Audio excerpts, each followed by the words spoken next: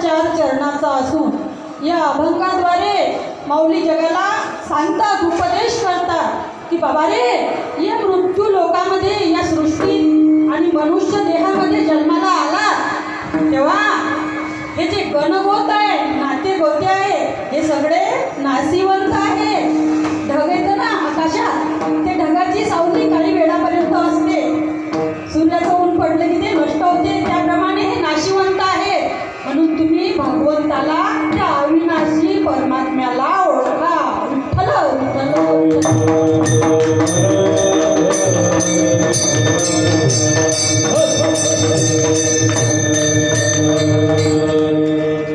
ब्रह्मानंदं परमसुखदं केवलं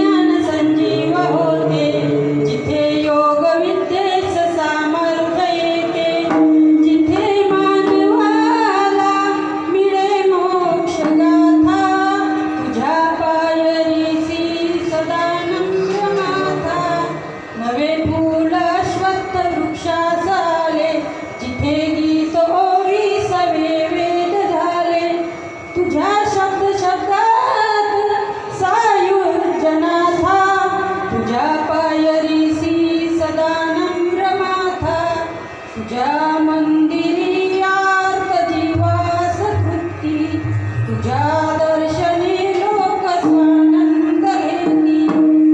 श्रुती धन्य झाल्या तुझे गीत गाता, तुझ्या पायरीसी सदा नम्र माथा.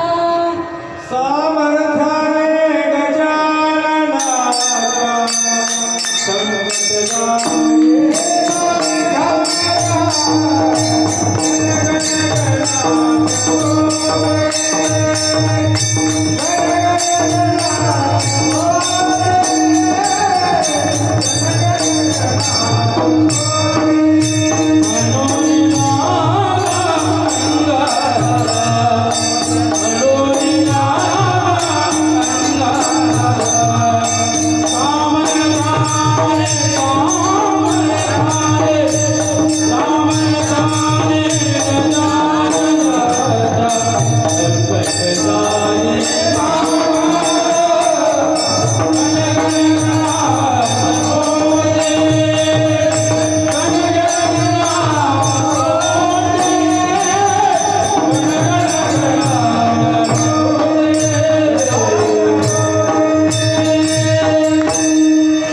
दयांचे केलिया स्मरण, होय सकल विद्येचे अधिकरण. तेची वंदू श्री चरण श्री गुरूंचे ते नमस्कारोनी आता विठ्ठल विठ्ठल.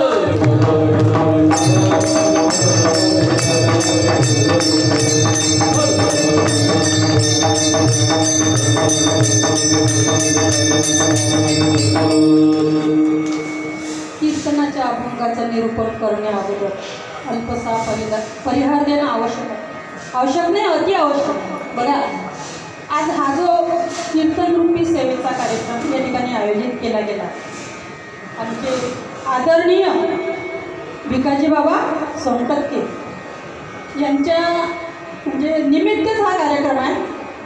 त्यांचं काल तर ते सगळं आटोपलेलं आहे तेरवीचं, पण आज बाबांना म्हणजे सद्गती प्राप्त होण्यासाठी बघा तेरवीचं कीर्तन काय करावं लागते की कळत नकळत चुकून जर अंत्यविधीत आपल्याकडून थोडीशी जरी कमतरता भासली तर या हरिनाम उच्चारणाने ती कमतरता भरून निघते. आणि बघा, बाबांच्याबद्दल जर सांगायचं म्हटलं तर अतिशय गोकुळासारखा परिवार आहे. 3 मुली आहेत, सीताताई, गीताताई आणि रेखाताई. किशोरदादा एक मुलगा आहे. आणखीन बाबांचे जे भाऊ आहेत, हरिभाऊ आहेत ना, रामभाऊ आणि आमच्या मामीच आहेत. त्या आईचं नाव आहे उषाताई आणि त्या दुसऱ्या मामीचं नाव आहे जयाताई. या दोघी जावा आहेत. त्यांच्या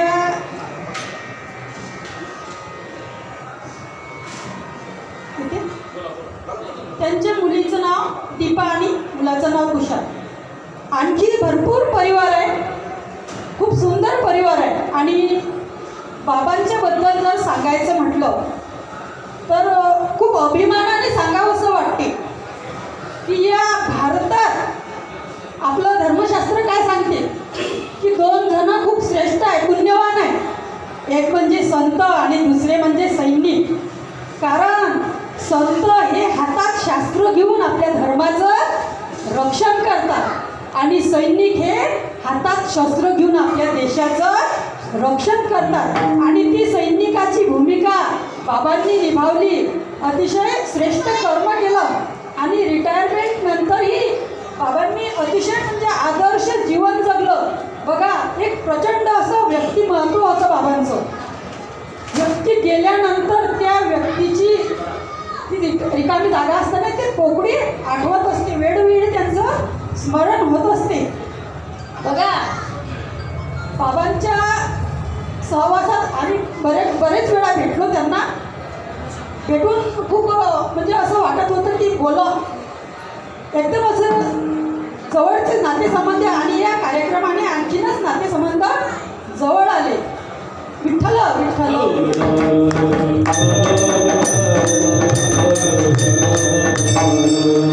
बघा, मृत्यू हे जीवनाचं अंतिम सत्य आहे आणि हे अटळ आहे.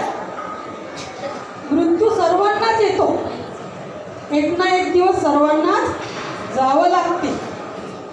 बघा, त्यांच्या जाण्याने परिवाराला दुःख तर झालं, आपणच काय, अगदी वीर धनुर्धर योद्धा अर्जुन, त्याला सुद्धा त्याचा तरुण मुलगा त्या महाभारतीय युद्धामध्ये त्या रणभूमीवर तो वीर अभिमन्यू अगदी 20-22 वर्षाचा मुलगा, नवे नवे भीमाचा घटोत्कच, द्रौपदीचे कोवळे 5 मुलं, आणखीही काही वीर योद्धे त्या रणभूमीवर धराशाही झाले.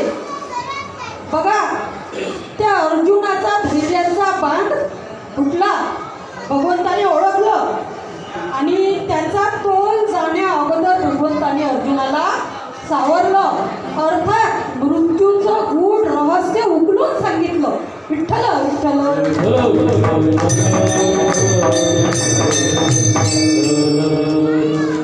भगवद्गीतेमध्ये 2ऱ्या अध्यायातल्या 27 नंबरच्या श्लोकात वर्णन आलेलं आहे. भगवंतांनी सांगितलं, अर्जुना शोक करू नको, कारण हा मृत्यू लोक आहे. या मृत्यू लोकामध्ये जो जन्माला आला त्याला जावंच लागते. ज्यातच ही ध्रुव मृत्यूर ध्रुवम जन्म मृतस्स तस्मात् परिहार्यते न त्वं शोचितुमर्हसि.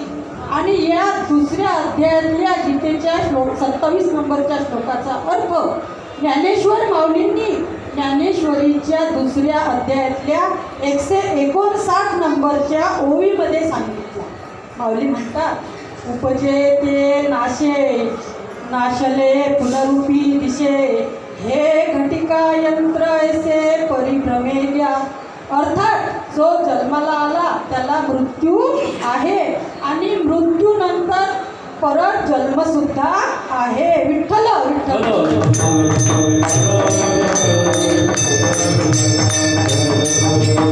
बघा, अर्जुनाच्या दुःखाचं, त्याच्या मोहाचं, त्याच्या शोकाचं निवारण करण्यासाठी भगवंतांनी हे गूढ रहस्य सांगितलं. आणि अर्जुन हा निमित्त आहे, आम्हासाठी, हा सगळ्यांसाठी हा संदेश आहे. बघा, आत्मा हा अविनाशी आहे, शरीर हे नाशिवंत आहे. नैनन छिंदंती शस्त्रांनी नैनन दहती पावक न क्लेनन विठ्ठल विठ्ठल.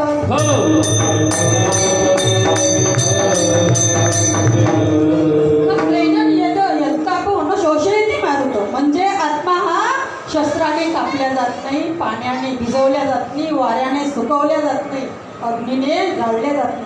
मग चैतन क्लेत यंत्यापो म्हणजे भिजवल्या जात नाही, तो कशानं, पाण्यानं, अशा प्रकारे. आणि हे शरीर आहे, हे एक वस्त्र आहे.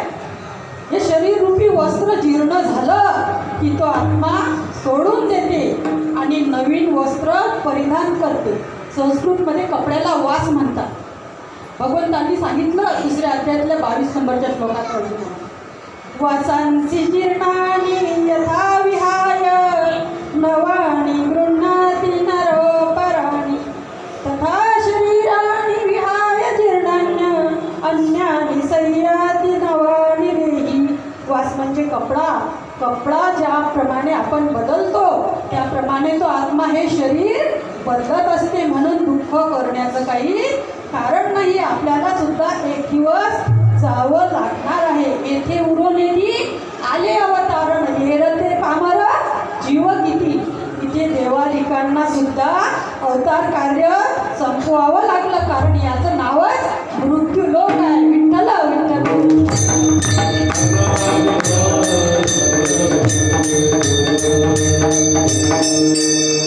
आपण आपल्या मूळ अभंगाकडे वळू, पण त्या अगोदर आपण एवढी मंडळी सगळे माझे नातेवाईकच आहे, सज्जन सखे सोयरेच आहे. त्या ठिकाणी माझे गवले बाबा आदरणीय हरिभक्ती परायण, त्यांच्यासमोर मी म्हणजे सूर्यासमोर काजवस. पण एक कौतुक आहे, बालकाचे चाली माता जाणून पाऊल घाली. म्हणजे किंवा बालक बोबडा बोली वाकुडा विजुका पावली ते जोजू करणे पावली विजे जेवी. म्हणजे लेकरू वाकडं तिकडं पाय टाकते किंवा बोबडा बोलते, ती आई गोडच करून घेते ना. तसं तुमच्या लोकांच्या समोर माझं हे बोलणं आहे. आणि आमचे हरिभक्तीपरायण सोपान महाराज बोके, आमचे हरिभक्तीपरायण संतोष भाऊ काळंगे, आमचे हरिभक्तीपरायण विष्णुदादा कवडे, आमचे हरिभक्तीपरायण देठे भाऊचं नाव सुरेश भाऊ देठे, आमचे हरिभक्तीपरायण नारायण भाऊ फाडके खुमगावकर, हे दहीगावकर, हे सोनसकर दादा कवडे दादा नांदुराकर, आणि हे अनुराबादकर, आणि ह्या ताई गावकर. तर अशी मंडळी साथ द्यायला आहे आणि सर्व परिवार या ठिकाणी उपस्थित आहे म्हणून आनंदी आनंद आहे. म्हणून दुःख करू नये, ज्या परिस्थितीत आहे त्याचा स्वीकार करावा. विठ्ठल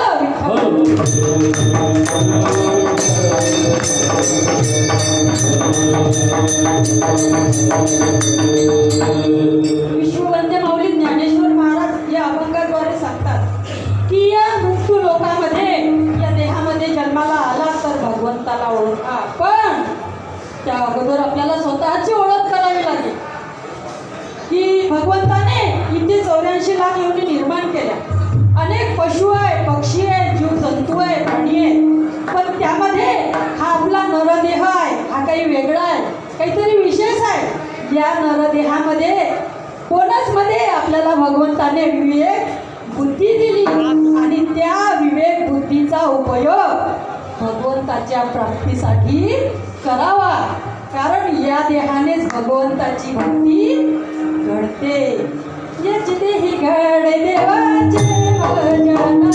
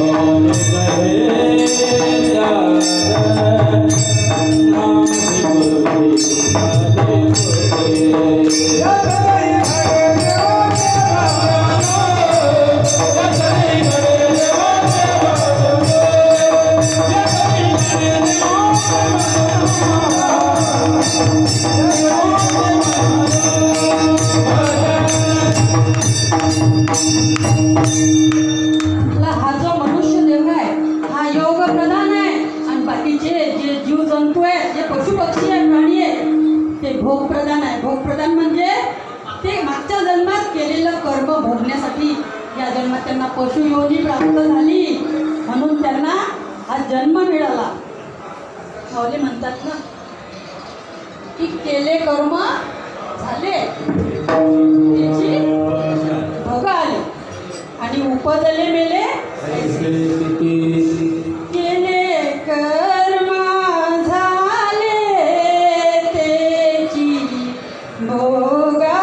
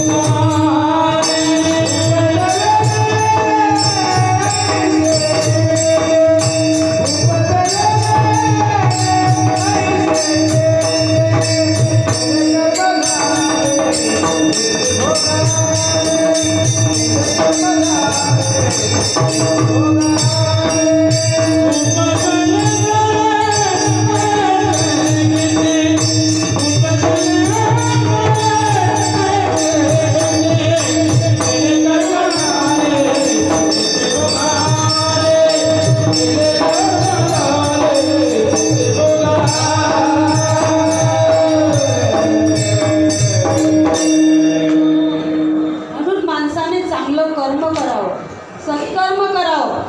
आणि कर्म करताना मृत्यू डोळ्यासमोर ठेवून कर्म करावं. जीवन जगताना मृत्यू डोळ्यासमोर ठेवून जगावं. मग आपल्या हातून चूक घडणार नाही. पण आपण जीवन जगताना असं जगतो की जसं काही आपल्याला कधी मरणच नाही. आणि मरताना असं वाटते की खऱ्या अर्थाने आपण जगलोच नाही. विठ्ठल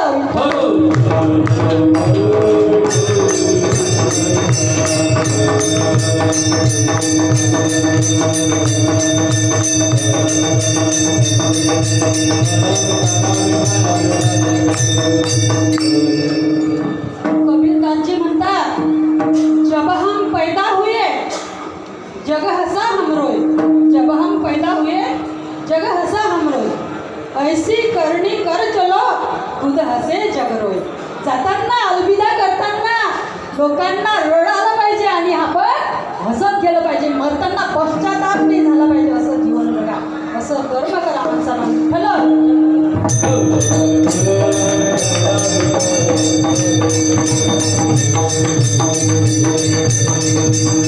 आता संत आपल्याला सांगतात की भगवंताची भक्ती करा. विश्ववंत माऊली ज्ञानेश्वर महाराज सांगतात की भक्ती करा, तुमचा जन्म भगवंताच्या प्राप्तीसाठी मिळाले आहे.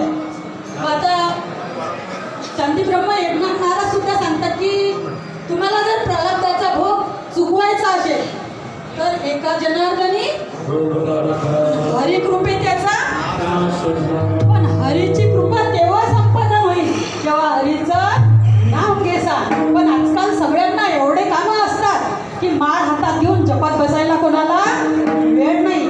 पण त्याच्यावरही भगवंताच्या प्राप्तीसाठी वेगळे पर्याय आहे गीतेमध्ये. बघा 3रा अध्याय ज्ञान कर्म संन्यास योग, त्यात सांगितलेलं आहे की 3 मार्ग आहेत. ज्ञान मार्ग, आमच्या ताई आहे ओम शांतीवाल्या बसलेल्या.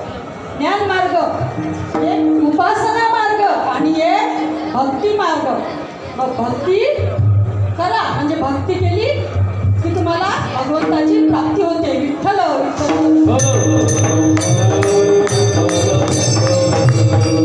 आता भक्ती मार्ग म्हणजे कर्म मार्ग आहे. 3रा मार्ग ज्ञान मार्ग, उपासना मार्ग आणि कर्म मार्ग.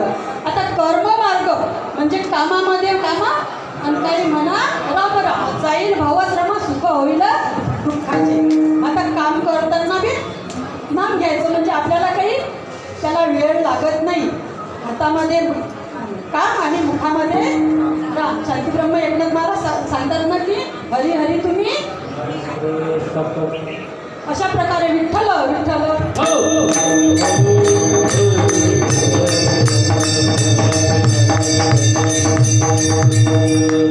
आता भक्ती मार्ग कर्म मार्ग सांगितलं ना. आता कर्म करताना भगवंताचं नाव घ्यायचं आणि सत्कर्म करायचं. आता या मृत्यू लोकामध्ये अनेक शत्रू असतात. बघा संतांना सुद्धा होते. हे जीवन कसं आहे, संघर्षमय आहे. हे सृष्टी एक प्रकारची युद्धभूमी आहे. तुकाराम महाराज सांगून गेले की रात्रंदिवस आम्हा युद्धाचा प्रसंग, अंतर्बाह्य जन आणि जग. म्हणजे आत कोणते शत्रू आहे, काम क्रोध लोभ मद मत्सर अहंकार. आणि बाहेर अंबाजी गोसावी रामेश्वर भट्टांसारखे छळ करतात. विठ्ठल विठ्ठल.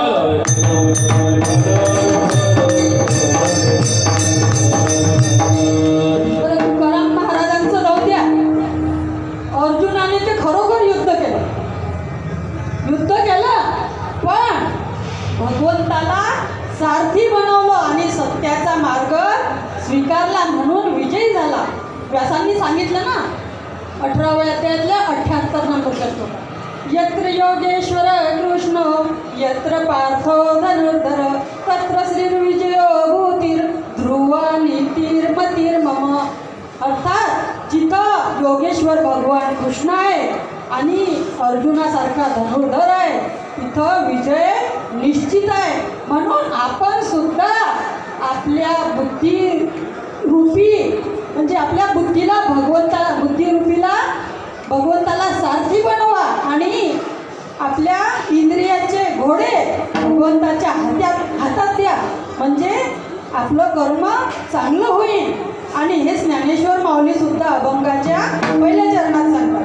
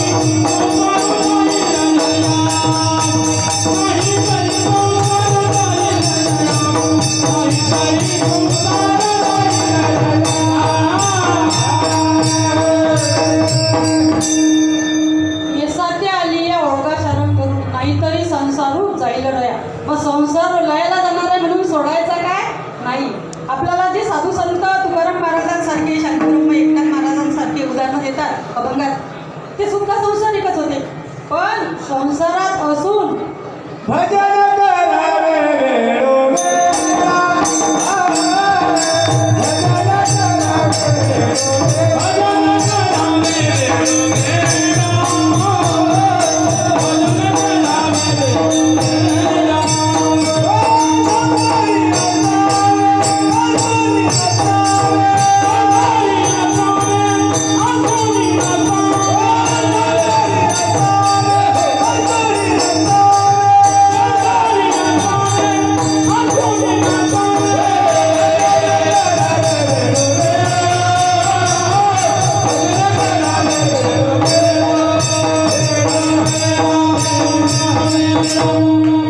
भगवंताचं नेहमी नाम घ्यावं. सततम कीर्तयन्तो माम यतन्तस्य दृढवता नमस्यन्तस्य पांबत्या नित्ययुक्ता उपासते विठ्ठल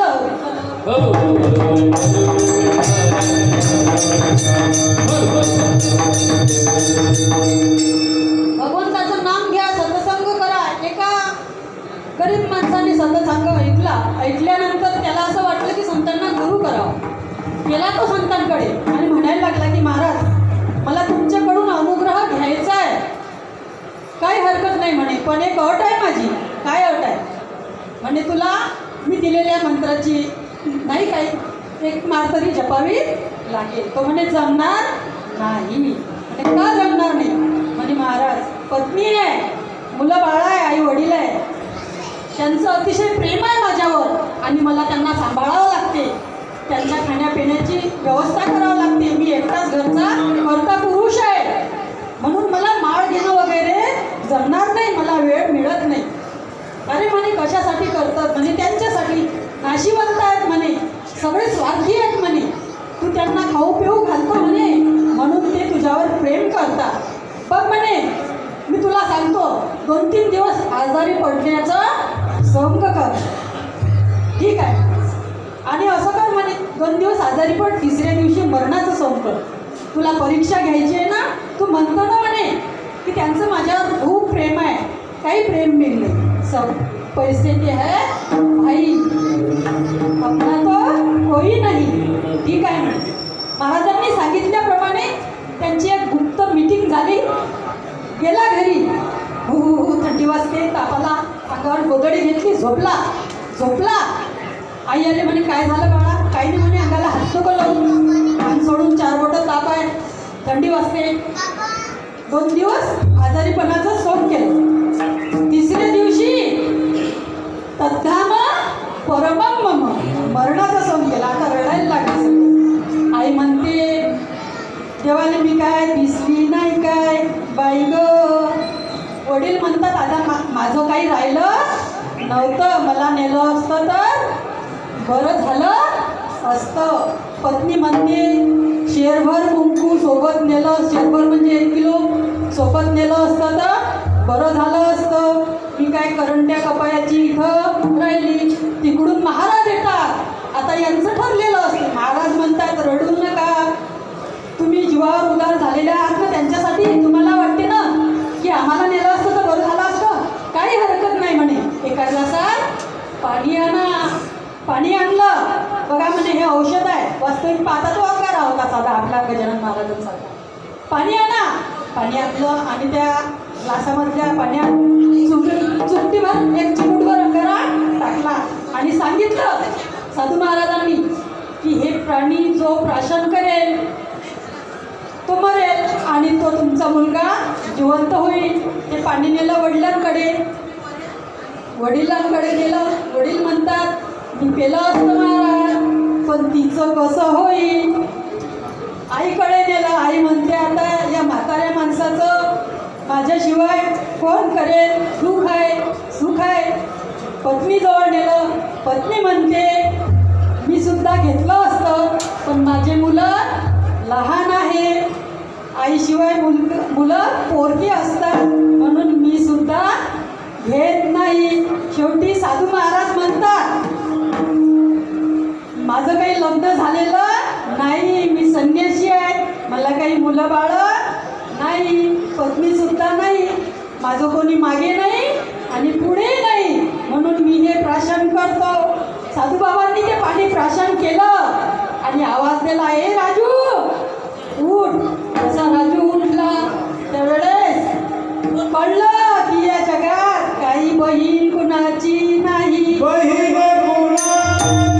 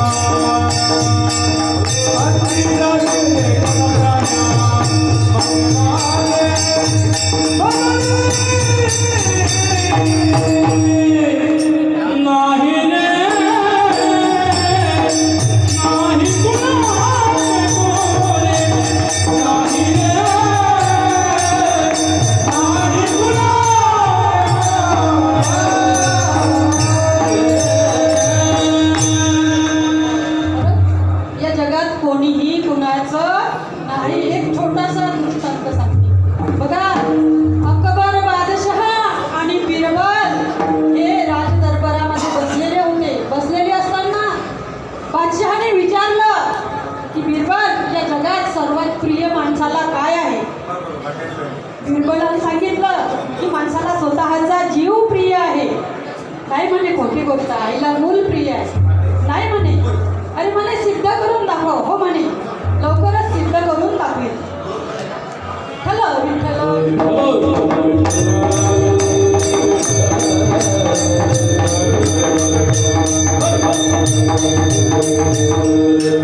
दुसऱ्याच दिवशी परत राजदरबार भरला आणि त्या दरबारामध्ये बिरबल आणि बादशहा बसले असताना राजवाड्यासमोर मोठं कडुलिंबाचं झाड होतं आणि त्या झाडाखाली मोठा हौद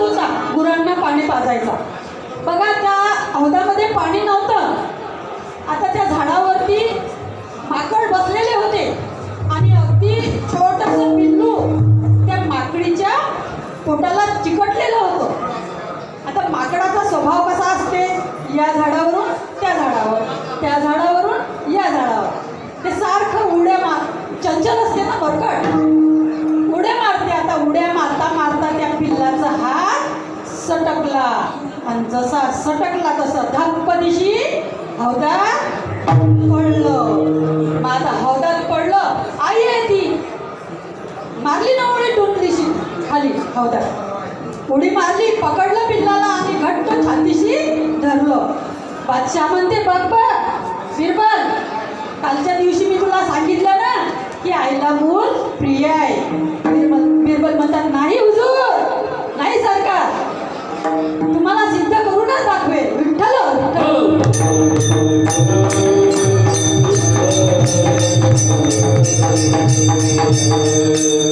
बिरबलने लगेच पाण्याच्या मोटरचं बटन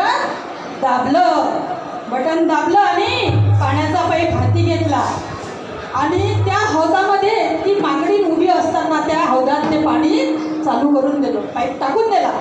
हळूहळू त्या हौदात पाणी वरवर यायला लागलं. जसं पाणी वरवर यायला लागलं तसं त्या माकडीने काय केलं की ते पिलू उचललं, खांद्यावर घेतलं तर पाणी खांद्यापर्यंत गेलं. मग तिला त्या खांद्यावरचं डोक्यावर घेतलं, तिच्या नाका तोंडात पाणी जायला लागलं. पाणी हळूहळू वर येत होतं त्या हौदात, कारण पाण्याची मोटर चालू होती. आता बघा बादशाह म्हणतो बघ बिरबल, तिच्या नाका तोंडात पाणी चाललं तरी सुद्धा ती स्वतःची जीवाची पर्वा न करता आपल्या बाळाला तिने डोक्यावर घेतलं. बिरबल म्हणतात फक्त 2 मिनिट थांबा. लगेच ते पाणी नाका तोंडात गेलं तसं तिनं ते बाळ उचललं आणि खाली टाकलं त्या हौदात आणि त्या बाळाच्या पाठीवर पाय घेऊन पूर्ण दिशी उडी मारून त्या हौदावरून उडी मारून त्या झाडावर जाऊन बसली. म्हणून ते पिलू तिथंच त्या गटांगड्या खात मृत्युमुखी पडलं. त्यावेळेस बादशहाला कळलं की नाही बिरबल म्हणतो ते बरं आहे. विठ्ठल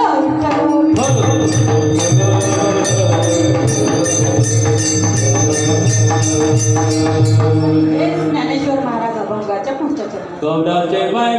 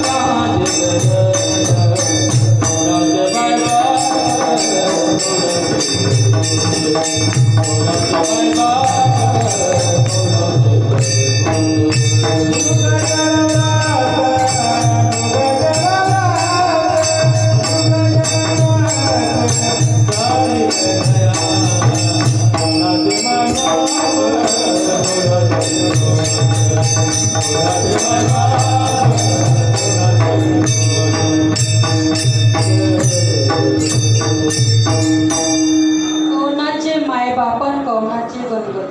आता तुम्ही म्हणाल आम्ही तर ज्ञानेश्वरी वाचतो, पण ज्ञानेश्वरीत तर ज्ञानेश्वर माऊली म्हणतात सकल तीर्थाची धुरे जिये का माता पितरे तया सेवेसी गिर शरीरे लोणकीचे. आणि तुकाराम महाराज सुद्धा सांगतात ना की आई बाप केवळ काशीत तयाने न जावे तीर्थासी. आपल्या घरात आई वडील आहे ना म्हातारे, त्यांची सेवा केली की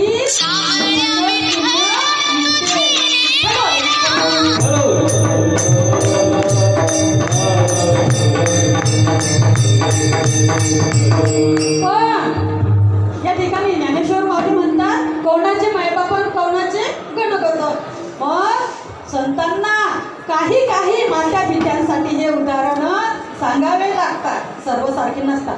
उदाहरणार्थ काही सारख्या माता असतात आणि काही हिरण्यकश्यपू सारखे पिता असतात. म्हणून संतांना त्यांच्यासाठी असे उदाहरण द्यावे लागतात.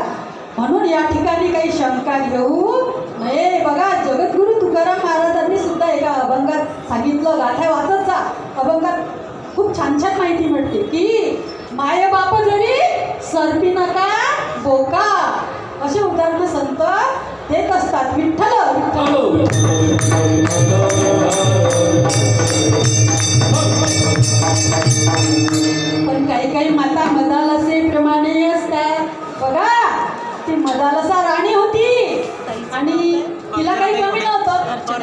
कशातच कमी नव्हतं. तरी सुद्धा तिने आपल्या बाळाला उपदेश केला की बाळा तू जन्माला आलास, हा नरदेह नाशिवंत आहे. बाळाला 12व्या दिवशी नाव ठेवतात ना, अंगाई गीत गातात, पाळणा गातात आणि नाव ठेवताना झोके देताना आपल्या महिला काही वेगळेच गाणे म्हणतात आजकाल. पण मदालसीने असा सुंदर पाळणा म्हटला.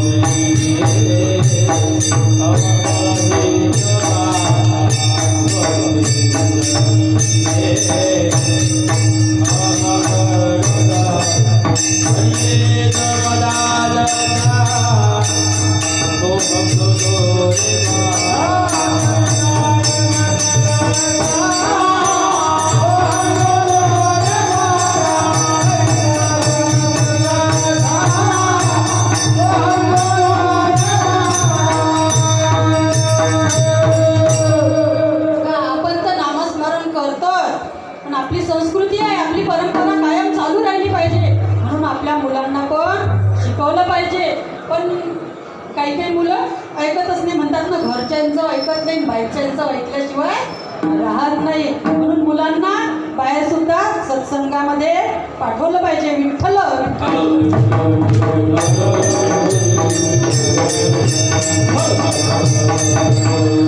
आपलेच मुलं काय ते व्यासांनी सुद्धा त्यांच्या मुलांना शुकांना पाठवलं. बघा तसं तर त्यांचा जन्म झाला आणि ते नागवेच पडून गेले होते, कारण या मायेपोटी भगवंताच्या मायेची भीती वाटत होती, म्हणून ते 12 वर्ष तर आतच लपले होते. इकडून तिकडून विनंती केली, बाहेर आले.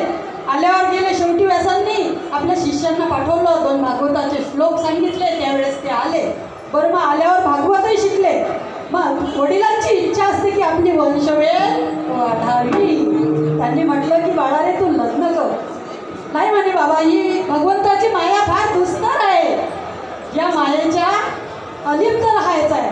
अरे म्हणे बाळा, ती माया सर्वांवर प्रभाव दाखवत नाही.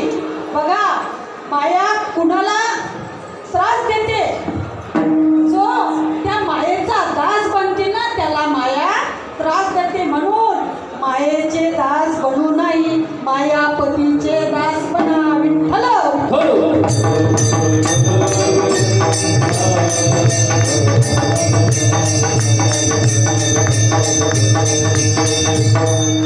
बघा त्या ठिकाणी सांगितलं की तुला लग्न करण्यासाठी मी आग्रह करत नाही, पण तुला जर वाटते ना की प्रपंच माया मोह आहे, तर मी तुला एक धगधगीत प्रखर असं उदाहरण देतो.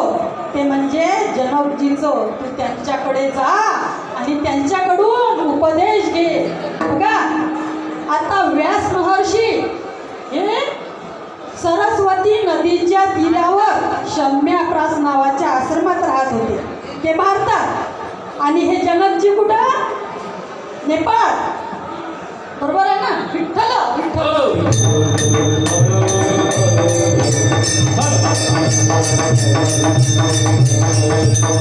मिथिला नगरी फार लांब आहे. आता ते शुक होते, ते वायूच्या वेगाने गेले असताना नगरीत पोहोचले. पण राजा म्हटलं की काही थाटमाट वेगळा असते. बघा राजदरबाराच्या बाहेर सेवक असतात, ते काय म्हणतात त्यांना? विठ्ठल विठ्ठल. पहारेकरी असतात, पहारेकरी. त्या पहारेकरांना सांगितलं की जा आणि तुमच्या राजाला सांगा की मी शुभ आलो. गेले ते आणि सांगितलं की महाराज, एक दिगंबर अवस्थेत असलेला तरुण 16 वर्षाचा मुलगा आला आणि तो म्हणते की जा तुमच्या महाराजांना सांगा की मी शुक आलो. आता महाराज जनक हे ज्ञानी होते, तेही असून विदेही होते. त्यांनी ओळखलं की शुकाचार्य आले आहेत, पण त्यांनी मी सोबत आणला. मी म्हणजे अहंकार.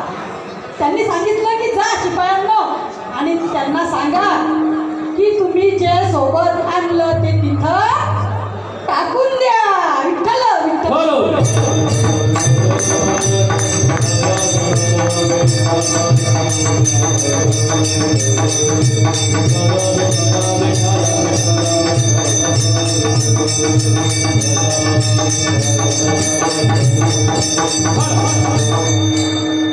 शुकाचार्यांना सांगितल्यावर त्यांच्या लक्षात आलं.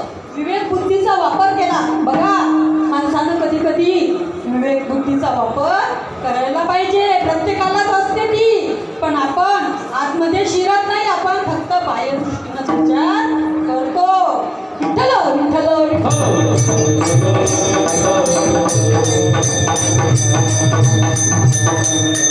शुकांनी विचार केला की मी दिगंबर अवस्थेत आहे, माझ्याजवळ तर काहीच नाही. पण मी शुक आलो म्हणजे माझा अहंकार आड आला. त्यावेळेस सांगितलं की जा, फक्त शुक आला असं सांगा. गेले सांगितलं महाराजांनी की जा घेऊन या त्यांना. आले असताना सांगितलं की माझ्या वडिलांनी व्यास महर्षींनी पाठवलं. बापरे, व्यास म्हणजे स्वतः भगवंताचे अवतार. 24 अवतारापैकी 18वा अवतार. विठ्ठल विठ्ठल. आणि त्यातल्या त्यात त्यांनी 18 पुराणांची रचना केली. भरपूर असं वाङ्मय त्यांनी तयार केलं आणि त्यांचा मुलगा माझ्याकडे शिकायला आला. त्यावेळेस लक्षात आलं आणि सांगितलं की मी तुला उपदेश करणार, पण त्या अगोदर माझी एक अट मान्य करावी लागेल. सांगा म्हणे महाराज काय अट आहे. बघ म्हणे परात देतो, या परातीत पाणी आणि ते सोबत घेऊन जा. माझे 2 शिपाई तुमच्या सोबत येतील आणि तुम्हाला पूर्ण माझा राजवाडा, माझा राजदरबार दाखवतील. पण त्या परातीतल्या पाण्याचा एक थेंबही खाली सांडता कामा नये. त्यावेळेस निघाले शुकाचार्य. पुढे 2 शिपाई आणि त्या शिपायाच्या मागे शुकाचार्य. पूर्ण राजवाडा बघितला, पण सगळं लक्ष त्या परातीतल्या पाण्याकडे. खाली एकही थेंब सांडता कामा नये. विठ्ठल आले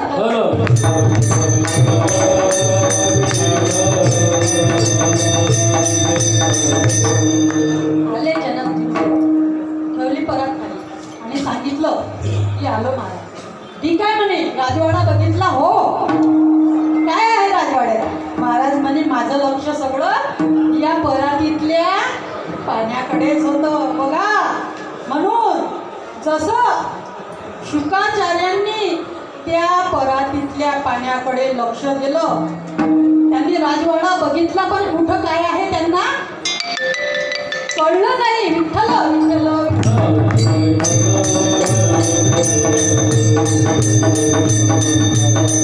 त्यावेळेस जनकजींनी उपदेश केला शुकाचार्यांना की बघा, जसं तुमचं या परातीतल्या पाण्याकडे लक्ष होतं, तसा आपल्याला ईश्वर प्राप्त करून घ्यायचा आहे आणि हा संसार सोडून द्यायचा आहे. संसारात राहायचा आहे, पण आपल्याला संसार सोडून द्यायचा आणि भगवंताचा स्वीकार करायचा. विठ्ठल विठ्ठल.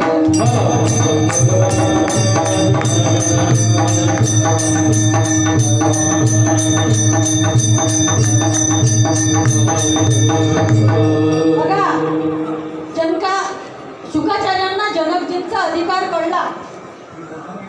महात्मा होते ते. भगवंताने गीतेमध्ये 10व्या अध्यायातल्या 5व्या अध्यायातल्या 10 नंबरच्या श्लोकात वर्णन केलं की ब्रह्मण्याधान कर्माणि संगम त्यक्त्वा करोति लिप्यतेन स पापेन पद्मपत्रमिवांभसा.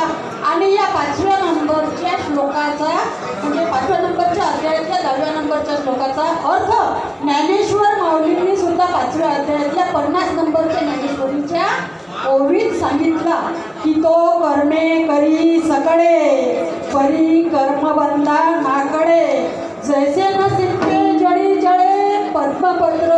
अर्थात जनकजी कसे होते, संत महात्मे कसे असतात की ते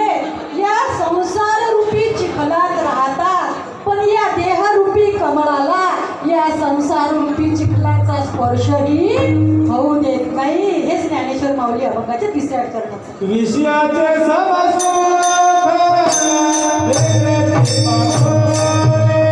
विषयाचे समसुख देखरेखी पावले. विषयाचे समसुख देखरेखी पावले. विषयाचे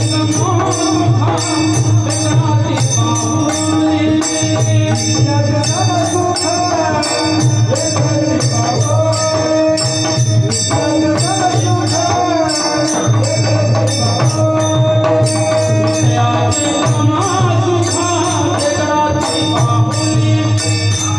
विषयाचे समसुख देखरेखी पावले.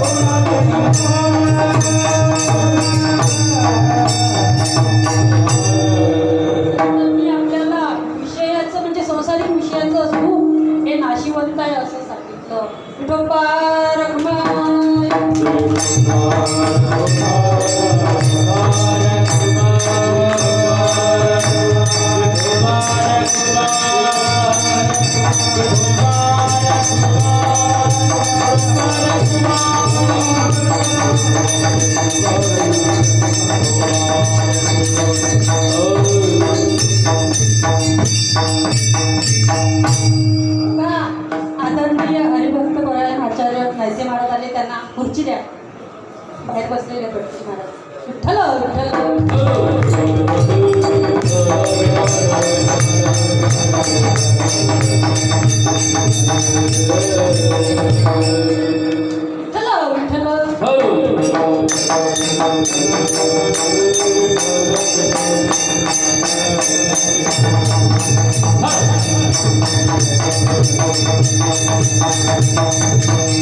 बघा, वेळ कमी आहे, मला सूचना मिळाली म्हणून खूप काही निवेदन करण्यासारखं आहे, सांगण्यासारखं आहे. एक छोटंसं उदाहरण देते आणि सेवेला अतिशय गरीब परिस्थिती. तो कामावरून दमून येतो, झोपतो आणि गाढ झोपी जातो आणि भल्या पहाटे 5:30 वाजता त्याला स्वप्न पडते की स्वप्नात आपण राजा झालो. बघा, तो ओरडते, आण माझी तलवार, मी घोड्यावर बसणार, मी अरण्यात शिकारीला जाणार. आण माझी तलवार, मी घोड्यावर बसणार आणि मी अरण्यामध्ये शिकारीला जाणार. कारण स्वप्नात राजा झाला. तिकडून पत्नी आली, दुधाची कॅन हाती घेऊन, पिशवी घेऊन. त्याला म्हणते, उठा, सकाळ झाली, ही दुधाची कॅन घ्या. दुसऱ्या हातात पिशवी देते, म्हणते दूध घ्यायला जा आणि तिकडून येताना चहा साखर बरोबर घेऊन या. त्यावेळेस तो डोळे उघडते आणि पाहते, तर अरे आपल्याला स्वप्न पडलं होतं. हेच माऊली अभंगाचे 4थ्या चरणात सांगितले.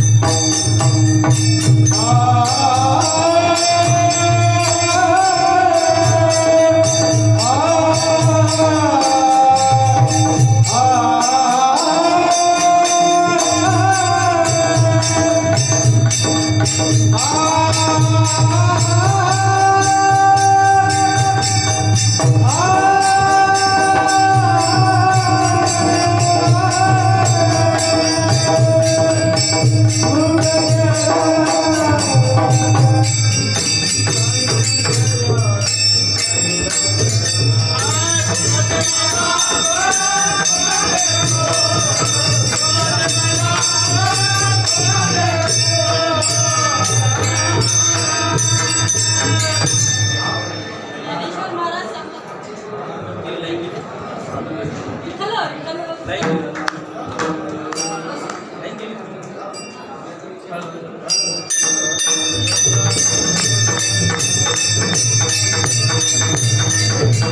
माऊली म्हणतात हा संसार मृगजळाप्रमाणे आहे. हा नाशिवंत ही भगवंताची एक प्रकारची माया आहे. माया म्हणजे काय तर जे नाही ते दाखवते आणि जे आहे ते लपवते, त्याला माया म्हणतात. तर अशा प्रकारे आज या ठिकाणी मोठे ज्येष्ठ श्रेष्ठ आदरणीय हरिभक्तपरायण महाराज लोक उपस्थित आहेत. तसं पाहिलं तर माझी पात्रता नाही त्यांच्यासमोर बोलण्याची. आमचे गांधी महाराज खटवालेच ना हरिभक्तपरायण, बरेचसे व्यक्ती आहेत, आदरणीय नावही माहिती नाही मला. तर सर्वांनी या ठिकाणी माझी सेवा गोड केली. एकदा गजानन महाराजांचा केलेला, ज्ञानेश्वर महाराजांचा हा